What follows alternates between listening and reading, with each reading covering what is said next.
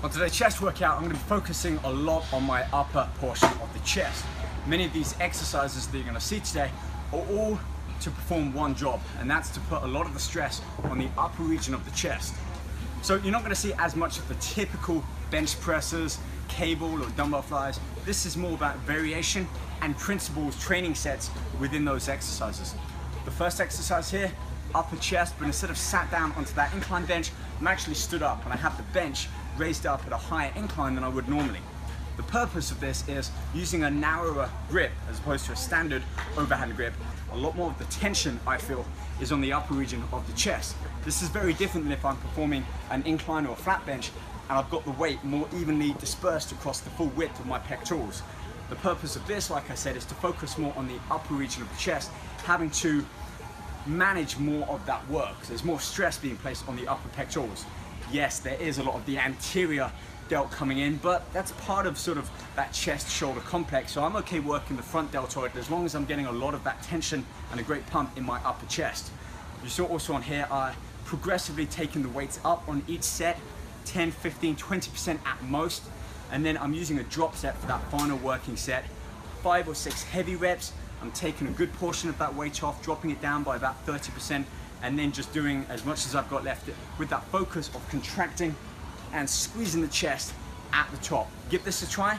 Now let's move on, have a look at exercise number 2. Nothing new here as far as an incline dumbbell press, but you'll notice that I'm starting on a pretty steep incline. Fairly heavy weight, it's pushing me towards failure along that 7th or 8th rep. And then each set, and I'm having about 30, 40 seconds rest in between, I'm gonna drop the bench down, just one click. So there's about 5 sets here from that incline all the way down to near flat. I'm gonna stick with the same weight. So what I'm doing here is working the chest through a much larger range of motion than I would if I'm stuck on a set incline and either sticking with the same weight or progressively taking the weight up. You'll see on this one, I'm using the same weight all of the time until that final drop set. So really I'm allowing fatigue to catch me. I'm not trying to increase the weight because it starts off really tricky up at the top, and as I lower that bench down to more of a horizontal plane, it becomes easier, but I'm also more fatigued. So it's kind of finding that balance point between it. My chest is feeling really pumped. I've worked it from an incline all the way down towards a flat. Full range of motion, bringing that dumbbell all the way down towards my chest. So really great stretch here. And then as I extend my arm back up, I'm consciously squeezing and engaging my chest up at the top. That final drop set, I reach my failure. I'm gonna drop the bench down to an absolute flat and then just rep out with a 50-pound dumbbell going down from a 75-pound dumbbell. So chest has been worked through a lot of different angles now, a lot of different ranges. It's feeling good now. I'm gonna move on, focus on some isolation exercises before I start to incorporate in some flies from various angles and different weights and methods. So let's go check it out. So with exercise number 3, this is an isolateral incline press, a hammer strength. Basically I'm doing a machine press, but I'm isolating one side at a time.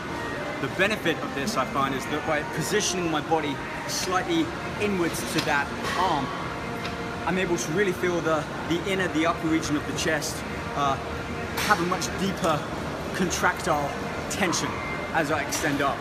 I also find it very good for working through a sticking point. If, like me, you've ever done a bench press or a dumbbell press, and you find that as you start to extend through and flex the elbow, you get that sticking point where you often need a helping hand to push you past. I feel that this machine, depending on how low you have the seat, and for me I have it probably lower than most, so I'm pushing upwards slightly, it's really working the ligaments and getting that angle when I have to push through that sticking point. So towards the end of my working set, I do a drop set.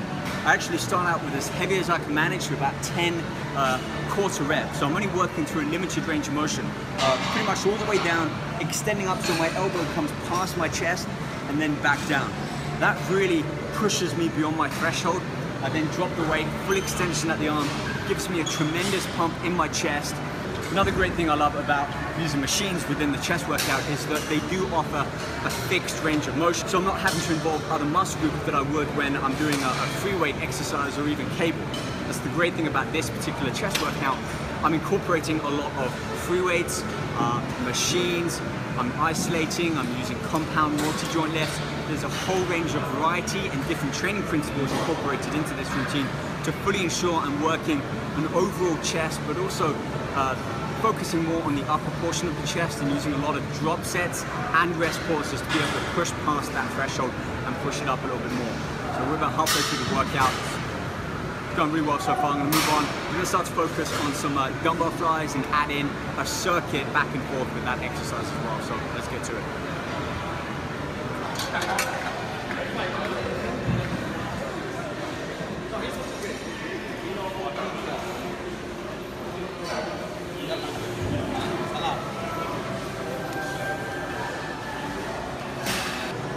So now with 3 presses out the way, I've got a lot of blood pulled into my chest. Feeling really good with that extension. I now need to incorporate some flies in, which is the natural movement of the pectorals, this kind of wing-like or tree hug action. My focus here is to really focus on the outer portion of the chest, which is when the chest is opened out to its fullest. So instead of just doing straight sets of open and close, I'm actually going to focus first on that lower quarter movement. Open the weight all the way out. I'm going fairly heavy on here. Actually heavy enough that I can't fully close my arms up. So I'm opening within that first third of the movement, pulsing if you like, but I'm controlling each rep. 7, 8 reps here, and then you see by the second work set, I'll include a drop set. So after I've maxed out as much as I can manage with that, so really good stretch here. You see my elbow is slightly bent, therefore it's the pectoral doing the work. If I lengthen out my arm, my tricep becomes activated and it's going to take some tension away from the chest. So it's important if your focus is on that outer region to always keep a slight bend in the elbow and not fully extend the arm. So the first working set, I'm only working that lower third of the movement as heavy as I can.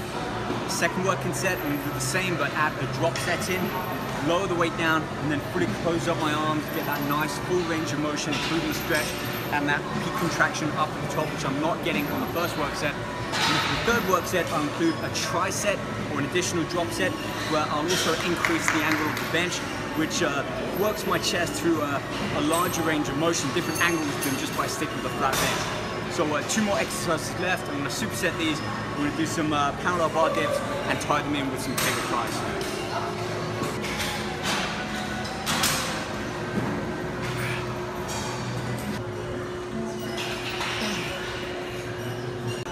Final superset here, parallel bar dips, which I know many people think it's probably for the triceps. It is, or it can be, a great tricep exercise. However, by tilting forwards at the waist, you put a lot of that emphasis on the lower region of the chest. So you're kind of projecting your chest down, and then as you push back up, actively squeezing your chest together. It's technically more of a chest exercise than a tricep exercise. So I'm supersetting the parallel bar dips, sometimes adding a weight, whether it's a dip belt or, as you see with the dumbbell, in between my legs. This makes it easy to include a drop set within that exercise. I simply just remove that weight or let it fall down and then carry on with my body weight acting as the resistant. Moving on to the cable flies, I've opted for a machine type cable fly, a fixed cable fly, so that I can really focus and isolate that fly type movement. However, I am still changing up the angle. I'm doing some high flies, even some lower, and also some midpoint flies. So that would be my main tip here. Regardless whether you're doing it with a free range cable fly or a fixed cable fly machine like I'm doing it here, vary the angle of the fly. Don't just stick always with this one. Angle it upwards, take it down. If the cable machine has movable arms, then you can also bend forward and bring the hands underneath the chest. Another great exercise there. 3 sets here. Not really worrying too much about the reps. This is at the end of the chest workout, so I'm just looking to get the most out of each rep and really focus on that contraction, squeeze at the end, and that full range of motion. So lots of different variations within this chest workout. I'm not saying that you should follow every exercise as I've done. This video is really just a showcase of many of the exercises that I'll either use within my workout or I'll alternate. So be sure to check out more of my Facebook. I've got a lot more videos on there, and you've got links to the full article so that you can actually look and study each exercise start to finish and make sure that you're performing it and executing it correctly. Alright guys, thanks for watching. Thanks for watching. Make sure you have subscribed. We've got new videos coming every week, so check those out. I'll be back soon. Take care.